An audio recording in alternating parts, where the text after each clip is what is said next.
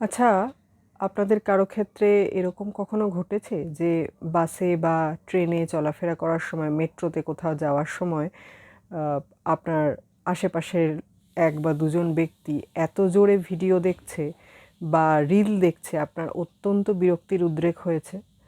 নিশ্চয়ই ঘটেছে। আমার ক্ষেত্রে তো একাধিকবার এই জিনিস হয়েছে। আমার মনে আছে রাত্রিকালীন যাত্রায় একবার একজন বয়স্ক মানুষকে রাত ২:৩০ সময় উঠে হাত জোড় করে আমাকে বলতে হয়েছিল যে, "আপনি প্লিজ ইয়ারফোনটা অন করুন।" তো এইটাকে এখন আধুনিক পোশাকি ভাষায় শব্দ সন্ত্রাস বলা হচ্ছে। খুব সাম্প্রতিককালে আনন্দবাজারে একটি সম্পাদকীয় প্রকাশিত হয়েছে। খুব সুন্দর সেখানে আ ব্যাপারটি বিশ্লেষণ করা হয়েছে। তো এর ফলে যেটা হচ্ছে, যিনি দেখছেন তিনি নিজের অজান্তেই শুধু নিজের ক্ষতি করছেন না, আশেপাশের ১ বা একাধিক মানুষের নানা রকম মানসিক রোগের সঞ্চার করতে খুব সাহায্য করছেন।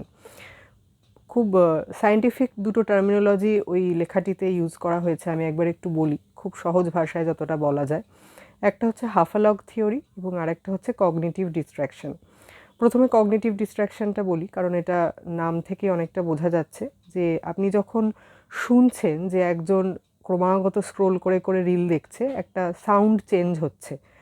দেখবেন একটা কাশির মতো হাসির আওয়াজ আসে, সেটা বারবার হচ্ছে, অথবা অন্য ধরনের সাউন্ড কিছু হচ্ছে।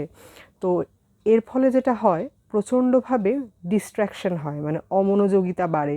একটা কথায় দেখবেন আপনি, মানে তারপরেই যদি কোনো আপনি একটি দরকারি কাজের মধ্যে যান, সেটা করতে পারবেন না। যে দেখছে তার তো হবেই, যে শুনছে তারও সেটা হচ্ছে। তো এটাকে আমরা কগনিটিভ ডিস্ট্রাকশন বলে থাকি। আর একটা যেটা হাফালগ থিওরি, সেইটা হচ্ছে মানে প্রচণ্ড একটা বিরক্তির উদ্রেক হচ্ছে। মানে ওই আমরা যখন কানে শুনছি কিছু টুকরো টুকরো আওয়াজ, সেগুলো আমাদের ব্রেন জোড়ার চেষ্টা করছে এবং ভাবার চেষ্টা করছে যে ওটা কিসের শব্দ বা কী নিয়ে কথা হচ্ছে।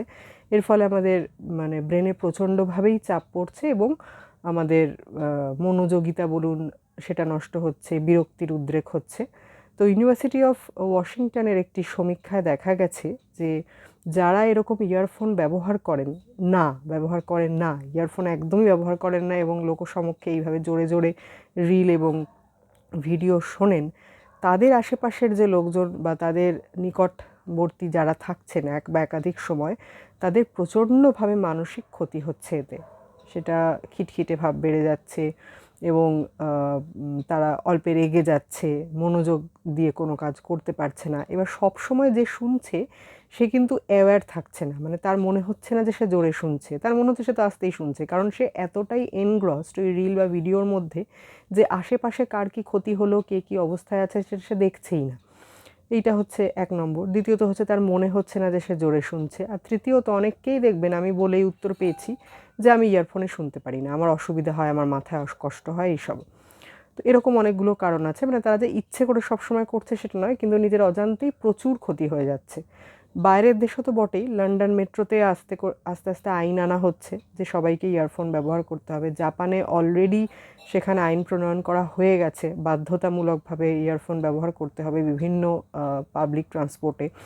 আমাদের ইন্ডিয়াতেও ব্যাঙ্গালোর, মুম্বাই অনেকগুলি জায়গাতেই এই ধরনের, মানে যারা এইগুলি ব্যবহার করছে না তাদের ক্ষেত্রে শাস্তিমূলক বা জরিমানার ব্যবস্থা করা হচ্ছে।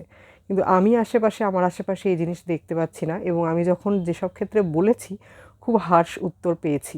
কিন্তু একটা জিনিস আমাদের মাথায় রাখতে হবে যে প্রযুক্তি আমাদের বিনোদন দিচ্ছে বটে, কিন্তু তারা যেন আমাদের মূল্যবোধ নষ্ট করতে না পারে। প্রযুক্তির বিভিন্ন দিক এসে যদি আমাদের মূল্যবোধগুলো নষ্ট করে দেয়, সেইটা খুব খারাপ হবে আর কি।